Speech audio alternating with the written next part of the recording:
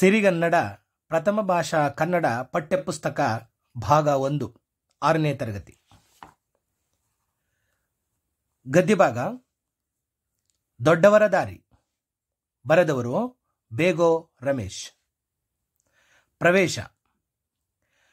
ಪ್ರತಿಯೊಬ್ಬರ ಜೀವನದಲ್ಲಿಯೂ ಹಲವಾರು ಮರೆಯಲಾಗದ ಘಟನೆಗಳು ನಡೆಯುತ್ತವೆ. ಅವುಗಳ ಫಲ ಒಮ್ಮೆ ಸಿಹಿ, ಮತ್ತೊಮ್ಮೆ ಕಹಿ. ಕೆಲವು ಘಟನೆಗಳು ಇತರರಿಗೆ ಎಷ್ಟೋ ಅನುಭವ, ಜೀವನ ಪಾಠಗಳನ್ನು ಕಲಿಸಿದ್ದಿವೆ. ಅದರಿಂದ ಮನುಷ್ಯ ಎಚ್ಚರವಾದದ್ದೂ ಇದೆ. ದಾರ್ಶನಿಕರ ಜೀವನದಲ್ಲಿ ನಡೆದ ಘಟನೆಗಳು ದಾರಿದೀಪಗಳಾಗಿ ಇತರರಿಗೆ ಬೆಳಕು ನೀಡುತ್ತವೆ.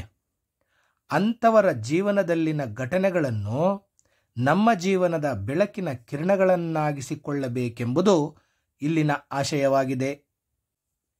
ಡಾಕ್ಟರ್ ರಾಜೇಂದ್ರ ಪ್ರಸಾದ್. ಡಾಕ್ಟರ್ ರಾಜೇಂದ್ರ ಪ್ರಸಾದರು ಭಾರತದ ಪ್ರಥಮ ರಾಷ್ಟ್ರಪತಿಗಳು. ಅತ್ಯಂತ ಉನ್ನತ ಸ್ಥಾನಕ್ಕೇರಿದರೂ ಸರಳ ಜೀವನ ನಡೆಸಿದವರು. ಜನಕ ಮಹಾರಾಜನಂತೆ ಅವರದು ಋಷಿ ಸದೃಶ ಜೀವನ. ಅವರು ಕೋಪವನ್ನು ಹತ್ತಿಕ್ಕಬಲ್ಲವರಾಗಿದ್ದರು. ಬಾಳಿನಲ್ಲಿ ಶಿಸ್ತು, ಸಂಯಮ, ಸಮಯ ಪಾಲನೆ ಇವುಗಳಿಗೆ ಭಾರಿ ಮಹತ್ವ ನೀಡುತ್ತಿದ್ದರು. ತಾವು ಜನರ ಸೇವಕ ಎಂದು ಹೇಳಿಕೊಳ್ಳುತ್ತಿದ್ದರು.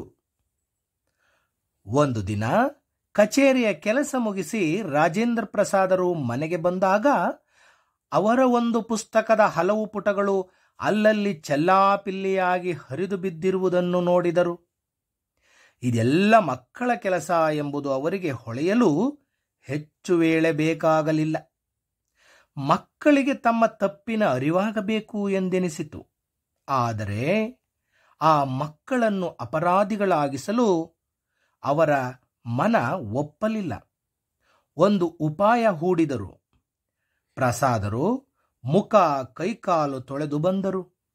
ನಿಧಾನವಾಗಿ ಕೋಣೆಯಲ್ಲಿ ಹರಿದು ಬಿದ್ದಿದ್ದ ಪುಸ್ತಕದ ಪುಟಗಳನ್ನು ಒಂದೊಂದಾಗಿ ಎತ್ತಿ ಮೇಜಿನ ಮೇಲಿಟ್ಟರು. ಬಳಿಕ ಮಕ್ಕಳನ್ನೆಲ್ಲ ಬಳಿಗೆ ಕರೆದರು. ಮಕ್ಕಳು ಓಡೋಡಿ ಬಂದರು. ರಾಜೇಂದ್ರ ಪ್ರಸಾದರು, ಮಕ್ಕಳೇ ನೋಡಿ, ಇಲ್ಲಿ ಎಷ್ಟೊಂದು ಕಾಗದಗಳು ಹರಿದು ಹೋಗಿವೆ. ಇವೆಲ್ಲ ಪುಸ್ತಕದ ಪುಟಗಳು. ನಿಮ್ಮಲ್ಲಿ ಯಾರು ಯಾರು ಎಷ್ಟೆಷ್ಟು ಪುಟಗಳನ್ನು ಹರಿದಿದ್ದೀರೋ ಅವರಿಗೆ ಆ ಪುಟಗಳ ಸಂಖ್ಯೆಗನುಗುಣವಾಗಿ ಕಾಸು ಕೊಡುತ್ತೇನೆ, ಆಗಬಹುದೇ ಎಂದರು. ಮಕ್ಕಳು ಒಬ್ಬರ ಮುಖ ಒಬ್ಬರು ನೋಡಿಕೊಂಡರು. ಒಬ್ಬೊಬ್ಬರು ಕಾಸು ಸಿಗುವುದಲ್ಲ ಎಂಬ ಸಂತೋಷದಿಂದ ತಾವು ಹರಿದ ಪುಟಗಳ ಸಂಖ್ಯೆಯನ್ನು ತಿಳಿಸಿದರು.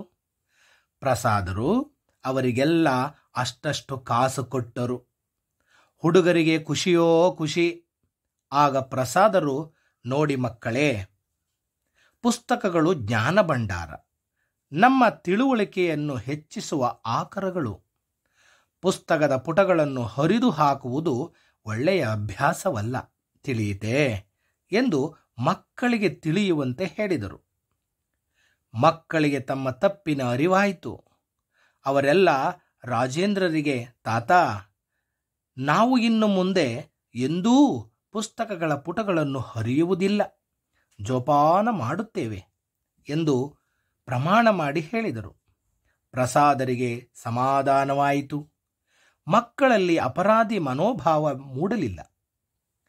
ದೊಡ್ಡ ವ್ಯಕ್ತಿಗಳೇ ಹಾಗೆ. ಕೋಪ, ಅಸಹನೆ, ತಾಳ್ಮೆಗೆಡುವುದು ಇವೆಲ್ಲ ಅವರಿಂದ ದೂರ. ಪ್ರಗತಿಯ ಗುಟ್ಟೆ ಅದು. ಡಾಕ್ಟರ್ ಜಾಕೀರ್ ಹುಸೇನ್. ಡಾಕ್ಟರ್ ಜಾಕೀರ್ ಹುಸೇನರು ಭಾರತೀಯ ಶಿಕ್ಷಣದ ಅಭಿವೃದ್ಧಿ ಹಾಗೂ ಸುಧಾರಣೆ ಕುರಿತಂತೆ ಹಲವು ಪುಸ್ತಕಗಳನ್ನು ಬರೆದವರು. ಭಾರತಕ್ಕೆ ಸ್ವಾತಂತ್ರ್ಯ ಬಂದ ಬಳಿಕ ಬಿಹಾರದ ರಾಜ್ಯಪಾಲರಾಗಿ, ಭಾರತದ ಉಪರಾಷ್ಟ್ರಪತಿಗಳಾಗಿ, ಅನಂತರ ರಾಷ್ಟ್ರಪತಿಗಳಾಗಿ ದುಡಿದವರು. ಕೆಲ ಕಾಲ ಅಲಿಗಢ ಮುಸ್ಲಿಂ ವಿಶ್ವವಿದ್ಯಾಲಯದ ಕುಲಪತಿಗಳೂ ಆಗಿದ್ದರು. ಶಿಕ್ಷಣ ಅವರ ಪ್ರಮುಖ ಕಾರ್ಯಕ್ಷೇತ್ರವಾಗಿತ್ತು. ದೆಹಲಿಯ ಜಾಮಿಯಾ ಮಿಲಿಯಾ ವಿಶ್ವವಿದ್ಯಾಲಯ ಉನ್ನತ ಶಿಕ್ಷಣಕ್ಕೆ ಹೆಸರಾದ ಸಂಸ್ಥೆ. ಅದರ ಸ್ಥಾಪಕರು ಡಾಕ್ಟರ್ ಜಾಕೀರ್ ಹುಸೇನರು. ಅವರು ತಮ್ಮ ಜೀವನದ ಬಹುಭಾಗವನ್ನು ಆ ವಿಶ್ವವಿದ್ಯಾಲಯದಲ್ಲಿಯೇ ಕಳೆದರೆನ್ನಬಹುದು. ಅಲ್ಲಿನ ಒಂದು ಘಟನೆ ತುಂಬಾ ರೋಚಕವಾಗಿದೆ. ಡಾಕ್ಟರ್ ಜಾಕೀರ್ ಹುಸೇನರು ಶಿಸ್ತು ಮತ್ತು ಶುಚಿಗೆ ಅಪಾರ ಮಹತ್ವ ನೀಡುತ್ತಿದ್ದರು. ಎಲ್ಲ ವಿದ್ಯಾರ್ಥಿಗಳು ಪ್ರತಿನಿತ್ಯ ಶುಚಿಯಾದ ಬಟ್ಟೆಗಳನ್ನು ಧರಿಸಿ ಕಾಲೇಜಿಗೆ ಬರಬೇಕು ಹಾಗೂ ಕಾಲಿಗೆ ಹಾಕಿದ ಬೂಟುಗಳನ್ನು ಚೆನ್ನಾಗಿ ಪಾಲಿಶ್ ಮಾಡಿರಬೇಕು ಎಂದು ಹೇಳುತ್ತಿದ್ದರು. ಆದರೆ ಎಷ್ಟೋ ವಿದ್ಯಾರ್ಥಿಗಳು ಜಾಕೀರ್ ಹುಸೇನರು ಹೇಳಿದುದನ್ನು ಸರಿಯಾಗಿ ಪಾಲಿಸುತ್ತಿರಲಿಲ್ಲ. ಇದರಿಂದ ಶಿಸ್ತಿಗೆ ಭಂಗವಾಗುವುದೆಂದು ಹುಸೇನರು ಅಭಿಪ್ರಾಯಪಟ್ಟರು. ವಿದ್ಯಾರ್ಥಿಗಳಿಗೆ ಬುದ್ಧಿ ಕಲಿಸಲು ತಾವೇ ಒಂದು ದಾರಿ ಕಂಡುಕೊಂಡರು. ಒಂದು ದಿನ ವಿಶ್ವವಿದ್ಯಾಲಯದ ಪ್ರವೇಶ ದ್ವಾರದಲ್ಲಿ ಜಾಕೀರ್ ಹುಸೇನರು ಒಬ್ಬ ಬೂಟ್ ಪಾಲಿಶ್ ಹಾಕುವವನ ವೇಷದಲ್ಲಿ ಕುಳಿತಿದ್ದು ವಿದ್ಯಾರ್ಥಿಗಳ ಗಮನಕ್ಕೆ ಬಂತು. ಕುಲಪತಿಗಳು ಕೈಯಲ್ಲಿ ಪಾಲಿಶ್ ಡಬ್ಬಿ, ಬ್ರಷ್ ಹಿಡಿದು ಕುಳಿತಿದ್ದ ದೃಶ್ಯ ಕಂಡ ವಿದ್ಯಾರ್ಥಿಗಳು ತಮ್ಮ ವರ್ತನೆಗೆ ನಾಚಿದರು.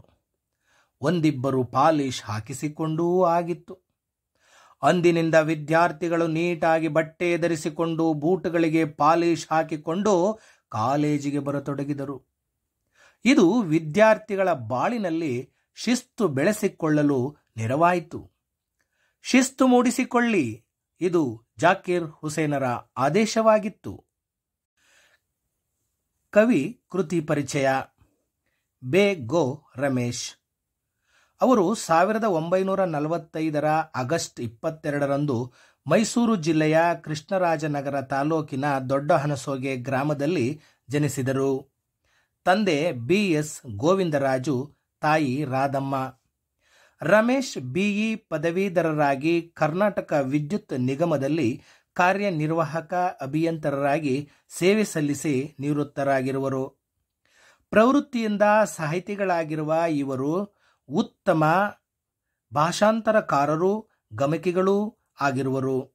ಕರ್ನಾಟಕ ಗಮಕ ಕಲಾ ಪರಿಷತ್ತಿನ ಅಧ್ಯಕ್ಷರಾಗಿ ಕಾರ್ಯನಿರ್ವಹಿಸಿರುವರು.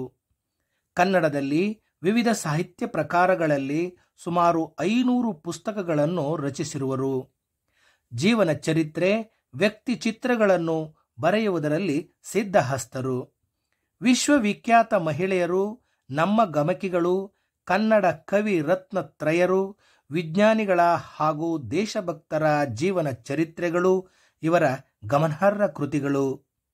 ಶಾಂತಿಪ್ರಿಯ ಅಂಕಿತದಲ್ಲಿ ಇವರು ರಚಿಸಿದ